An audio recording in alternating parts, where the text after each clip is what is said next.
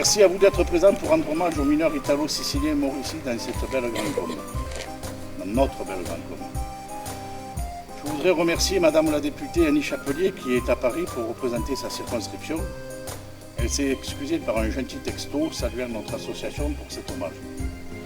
Les regrets et excuses de Monsieur le Président de l'Agglo, M. Max Roustan, retenu ailleurs.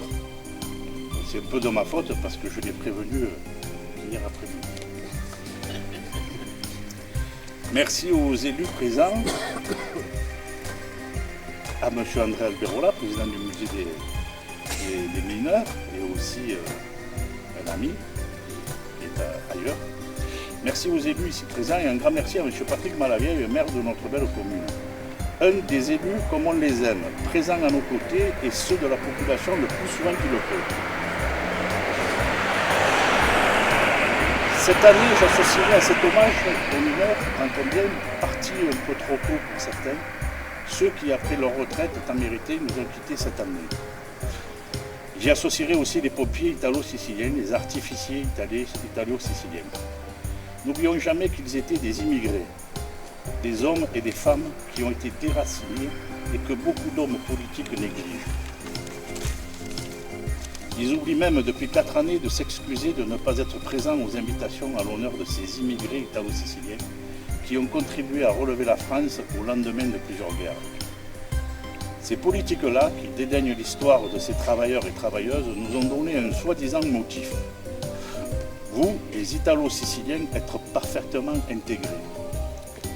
Quel bel hommage à notre fierté d'être des travailleurs émérites, à notre éducation irréprochable, au labeur qu'ils ont accompli sans se plaindre.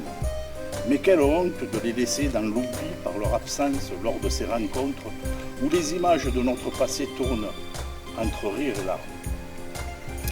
Seul le ciel jugera. Ces rencontres font de nous, fils d'immigrés, ces rencontres font que nous, fils d'immigrés, nous ne les oublierons jamais.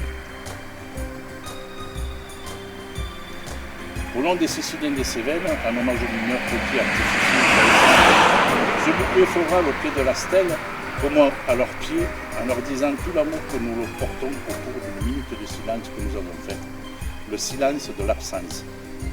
Au nom de tous les membres de notre association, j'ai dit, et je laisse la parole à monsieur le maire de Saint-Denis.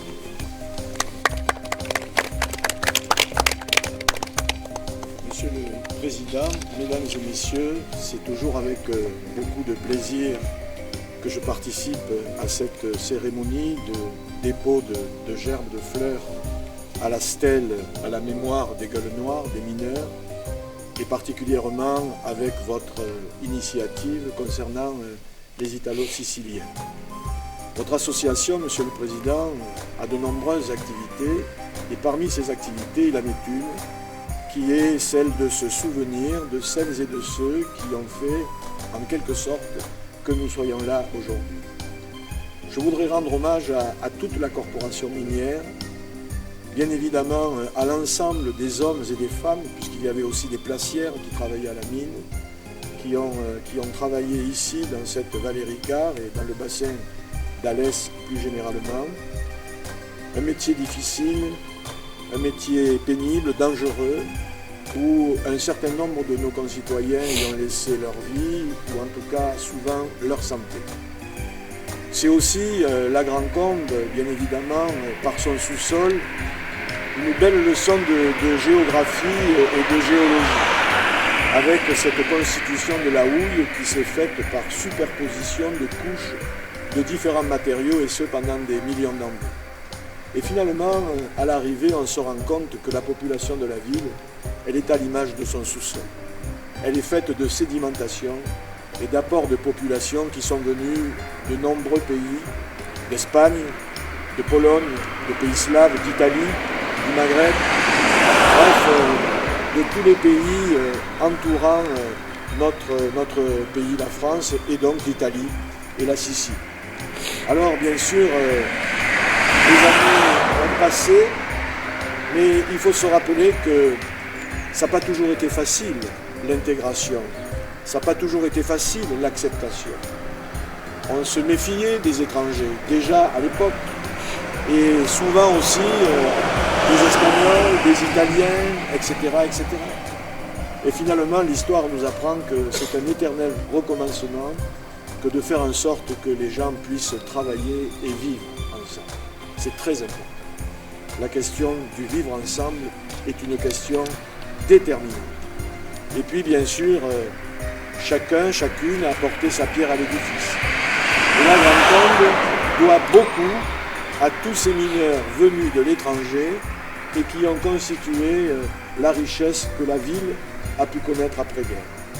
Alors bien sûr, les temps ont changé, la mine a fermé, le charbon a été abandonné, mais ce territoire doit continuer à vivre.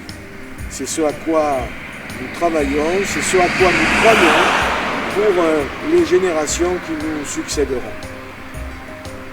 Un vieil adage dit ceci: c'est en allant vers la mer que le fleuve reste fidèle à sa source.